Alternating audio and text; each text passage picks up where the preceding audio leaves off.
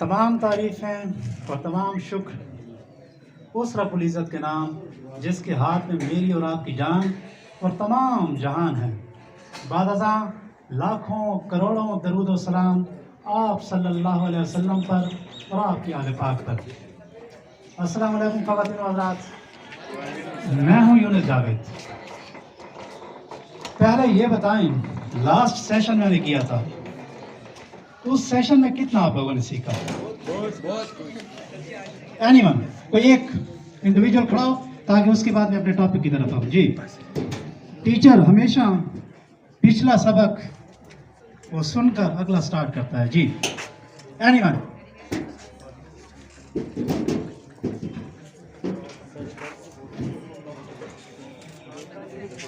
Ji, time is not letting us to wait more. Get hurry, feel free, consider yourself at home. एक उठा, उसके बाद मैं अपने टॉपिक की तरफ आता हूँ। टाइम नहीं है बेटा, पहले भी मैं बहुत बदनाम हूँ ज्यादा बात करने की वजह से। जी, यू, हेलो जेंटलमैन, यू। जी, मैंने ये कहा लास्ट लेक्चर मैंने दिया था, उसमें मैंने बहुत सारी बातें आप लोगों की गोश गुजार की थी। उससे आप लोगों ने कितना सीखा और क्या सीखा? जी,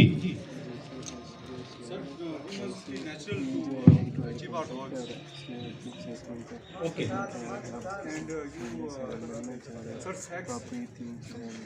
सेक्स की बातें बड़ी याद होती है मुझे, लेकिन सेक्स के साथ स्माइल भी है ना। मैंने ये कहा था SEX, जब आप मुलाकात करें आपके चेहरे पे स्माइल हो। ई से मुराद थी आई टू आई कांटेक्ट हो। X mean letter in English, excitement। जी, इस अंदाज में जब मिलेंगे तो पता चलेगा सामने कोई कैडेट है, पता चलेगा कोई ISSB का इंडिविजुअल है। Is it? अच्छा, मैं रास्ते में आ रहा था तो बिल्कुल जब गेट के करीब पहुंचे तो इमरान साहब ने मुझे एक टास्क दिया। वो ये दिया कि सर आज आप बात करें करंट इशू के ऊपर, और वो है नौजवानों के बढ़ते हुए नफ्सियाती मसाइल, स्टूडेंट्स के बढ़ते हुए नफ्सियाती मसाइल। तो ये बड़ा एक करंट इशू है। बदकिस्मती से बेटा ये एज ऑफ एंजाइटी है, ये एज ऑफ डिप्रेशन है, ये एज ऑफ फियर है। जिस दौर जिस इरे से हम गुजर रहे हैं, ये क्या है बेटा? Age of anxiety, age of depression, age of fear. अच्छा, पहले जो एंजाइटी, डिप्रेशन और फियर हुआ करता था, वो जब हम 40 या 50 साल की एज को क्रॉस करते थे तो तब जाके एंजाइटी, डिप्रेशन और फियर हमारे करीब आता था। उसमें सेहत के मसाइल, खानदानी उलझने, माशी मसाइल, पोते पोतियों के मसाइल, नवासे नवासियों के मसाइल। जब हम 50 को क्रॉस करते थे तो थोड़ी एंजाइटी, थोड़ी डिप्रेशन, थोड़ी फियर वो महसूस होती थी। आजकल बदकिस्मती से नौजवानों के अंदर एंजाइटी, डिप्रेशन और फियर बहुत हद तक सरियत कर चुका है। और सर नोट करने की और अफसोस का मकाम यह है कि सिर्फ नौजवानों के अंदर नहीं, बल्कि जो हमारे टीन एजर्स हैं, जिनकी एज 13 से लेकर 19 ईयर्स तक है, उनको मैं देखता हूं उनके अंदर एंजाइटी, डिप्रेशन और फियर है। बेटा ये एज, इस एज में आप लोगों ने खेलना है, कूदना है, जंपे लगानी है, इश्क करना है, पढ़ना है, आगे बढ़ना है। और इस एज में आपको एंजाइटी, इस एज में आपको डिप्रेशन, इस एज में आपको फियर, डूब मरने का मकाम है। आपके लिए नहीं, हमारे लिए। मैं जो टीचर हूं, पहले मेरे लिए। मैं जिस क्लासरूम में पढ़ाता हूं, वहां के बच्चों को अगर मैं एंजाइटी, डिप्रेशन और फियर से नहीं निकाल सका तो मुझे कोई हक नहीं है कि मैं आके यहाँ पे माइक पे बात करूं। मुझे कोई हक नहीं है कि मैं किसी भी क्लास में जाके टीच करूं। कोई पेरेंट्स जो अपने घर में बच्चों को एंजाइटी, डिप्रेशन और फियर से बाहर नहीं निकाल सकता, उनको कोई हक नहीं है कि वो वालिदैन बने। बदकिस्मती से मैं उनको ये कहूंगा कि वो शादी ना करें तो बेहतर है।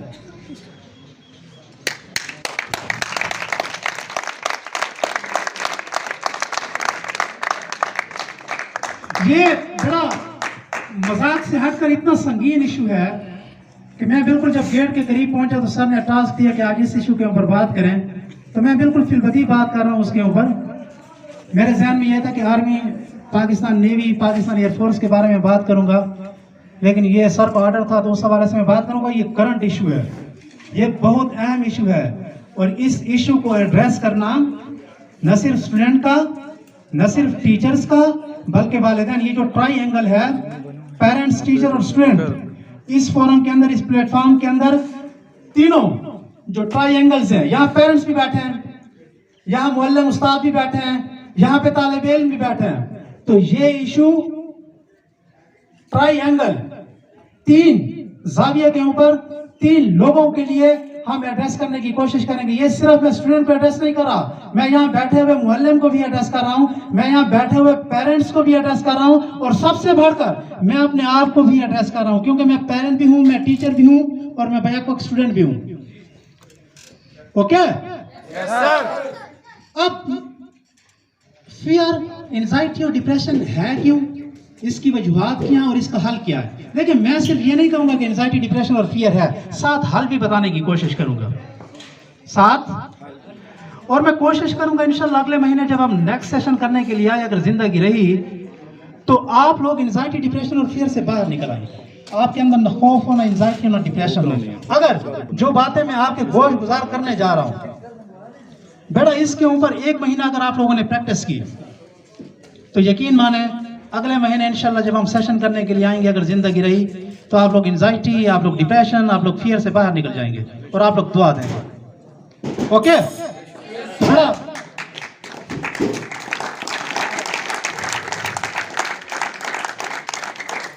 क्योंकि आप लोग नौजवान हैं, यूथ हैं, मुस्तकिल के ऑफिसर्स हैं, मुस्तकिल के आप लोग जर्नल हैं, ब्यूरोक्रेट हैं, टेक्नोक्रेट हैं, मुस्तकिल के लीडर्स हैं, ताजिर हैं। अभी से अगर आप लोग फियर, डिप्रेशन और एंजाइटी से ना निकल सके, तो खुदा न खास्ता हमारा पूरा बेड़ा जो है वो गर्क हो जाएगा। तो इस बेड़े को गर्क इतनी जल्दी हम जो मुअल्लिम हैं, हम टीचर हैं, नहीं होने देंगे इंशाल्लाह। समझ आ रही है बात की बेटा? तो कुछ बातें वो नोट करने से ताल्लुक रखती हैं, उनको नोट करें। एक कान में आप लोग उंगली दे दें, ताकि एक कान से बात सुने और दूसरे से निकले नहीं, और नहीं निकलेगी इंशाल्लाह। ओके?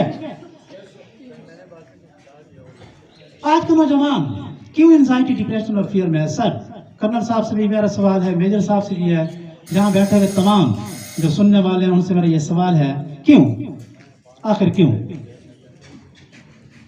और क्यों हम हल नहीं बताते हैं? मैं जो क्लास में टीचर हूं, पढ़ा रहा हूं, क्या मेरा काम 10 चैप्टर पढ़ाना है, एक किताब को खत्म करना है, या मैंने उसके नफ्सियाती मसाइल, उसके पर्सनल इश्यूज और उसकी पर्सनैलिटी डेवलपमेंट करनी है, कैरेक्टर बिल्डिंग करनी है? क्या ये मेरा काम नहीं है? अगर एक टीचर सिर्फ चैप्टर ही पढ़ा रहा है, एक किताब ही पढ़ा रहा है, तो माजरत के साथ मैं खुद भी टीचर हूं, वो टीचर नहीं है। उसको तमाम इश्यूज एड्रेस करने होंगे क्लास के अंदर। 40 मिनट के अंदर उसने किताब भी पढ़ानी है, उसने करंट इश्यूज भी डिस्कस करने हैं, और उसने उसी क्लास के अंदर आपकी कैरेक्टर बिल्डिंग भी करनी है, आपकी पर्सनैलिटी को भी डेवलप करना है, आपके फ्यूचर को भी उसने रीड आउट करना है, और प्रिडिक्शन देनी है कि अब मेरे सामने जो ठहरा हुआ बच्चा है, इसके अंदर ये खूबियां हैं, ये खामियां हैं, और वक्त पे ये बन सकता है और ये नहीं बन सकता। उसको बिल्कुल अपने सामने ठहरा के टीचर एक क्लियर पिक्चर दिखाए फ्यूचर की, तब हम कहेंगे कि हम मुअल्लिम हैं। जब हमारा किरदार, जब हमारी टीचिंग, जब हमारी प्रीचिंग इस लेवल तक आ जाएगी, तो आप लोगों के अंदर ना एंजाइटी होगी, ना फियर होगा, ना डिप्रेशन होगी। इसलिए पहले ये टॉपिक स्टार्ट करने से पहले मैंने सबसे पहले कसूरवार अपने आप को ठहराया, न कि आपको। Are you getting me? बेटा, आप लोग फियर से नहीं कर सकते, आप लोग डिप्रेशन से नहीं कर सकते, एंजाइटी से नहीं कर सकते। Very simple.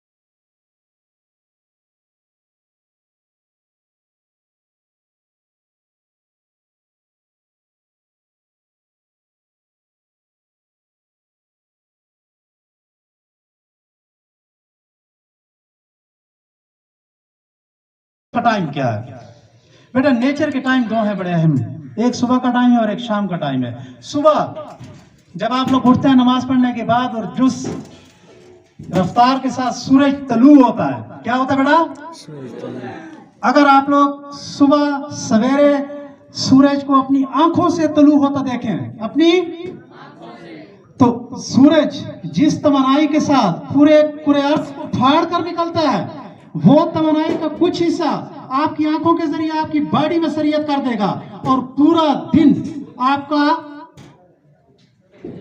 पुरजोश गुजरेगा। बदकिस्मती से आज का स्टूडेंट उठता है 9 बजे, 8 बजे, 7 बजे, जब सूरज बीच में आ चुका होता है। तो बेटा एक तो आदत आप लोगों ने ये अपनानी है कि सुबह सवेरे उठें और अपनी आंखों से सूरज को तलू होते हुए देखें।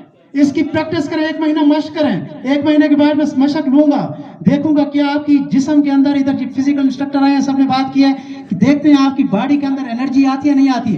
क्यों मरे हुए हो आप लोग? इस एज के अंदर आप लोग मरे हुए हो, आप लोग सोए हुए हो। इस एज के अंदर जब टीचर कहता है कि क्या, तो मुंह से नहीं निकलता यस सर, सलाम का जवाब आप लोग नहीं दे सकते। इस एज के अंदर इतने मरे हुए। तो बेटा आज से ये प्रैक्टिस करें, जो मरा हुआ बच्चा है वो सुबह सवेरे उठे, सूरज को रोजाना तलू होते हुए देखे, देखते हैं 1 महीने के अंदर उसके अंदर एनर्जी आती है या नहीं आती। ये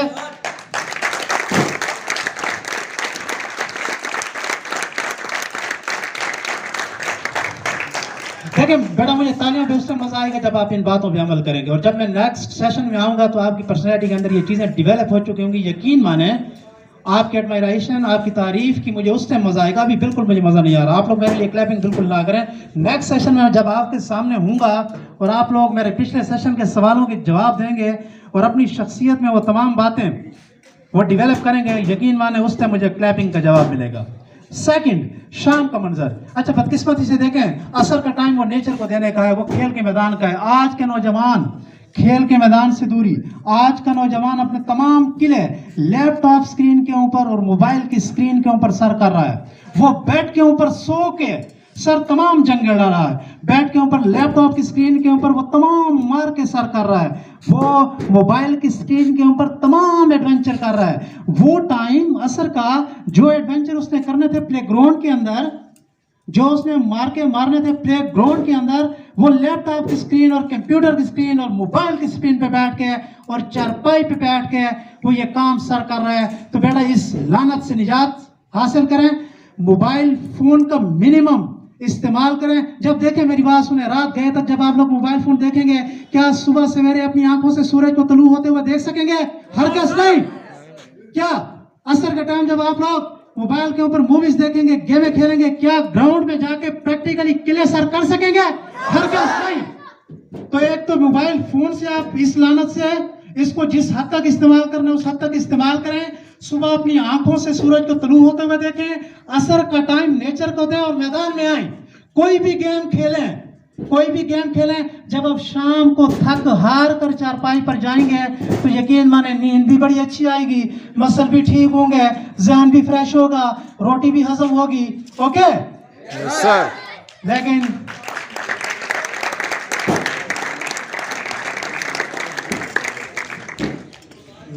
मैं अब आ गया हूँ स्टेज के ऊपर, इतनी मैं बड़ा बदनाम हूँ, मैं इतनी जल्दी जान नहीं छोड़ने वाला। अगर तो आप लोगों को मजा आ रहा है तो ये सेशन में थोड़ा सा लेंथ ही रह जाता हूँ क्योंकि टॉपिक बहुत अच्छा है। Yes sir. अगर बोर हो रहा है तो मैं वाइंड अप करने की कोशिश करूंगा सर। अच्छा